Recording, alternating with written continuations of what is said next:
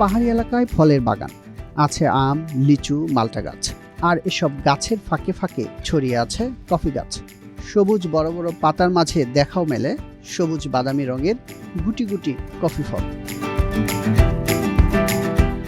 চট্টগ্রামের পাহাড়ি এলাকায় প্রথমবারের মতো রোবাস্টা ও অ্যারাবিক জাতের কফি চাষে ভালো ফলন পেয়েছেন কৃষকরা।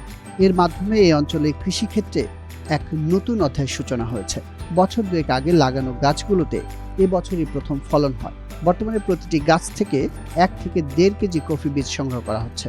সেগুলো শুকিয়ে গাছ প্রতি 400 থেকে 600 গ্রাম কফি পাউডার পাওয়া যাবে বলে আশা করা হচ্ছে।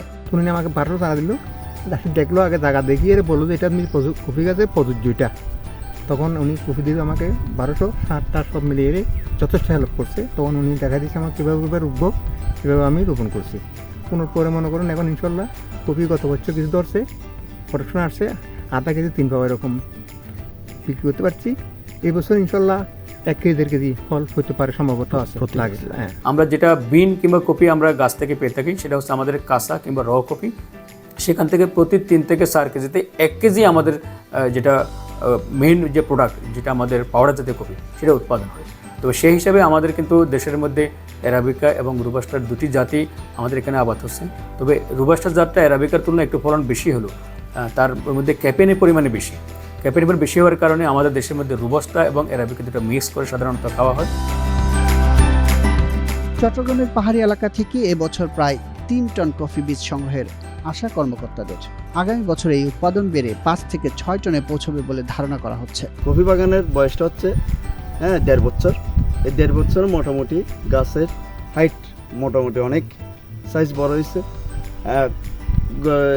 এবছর ফল আসছে। আমরা কিছু ডাল ছাঁটাই করে দিছি। এই সামনে বছর মানে এখন ফুল রানিং অবস্থা আছে, সামনে বছর এখানে আরও দ্বিগুণ ফল আসবে।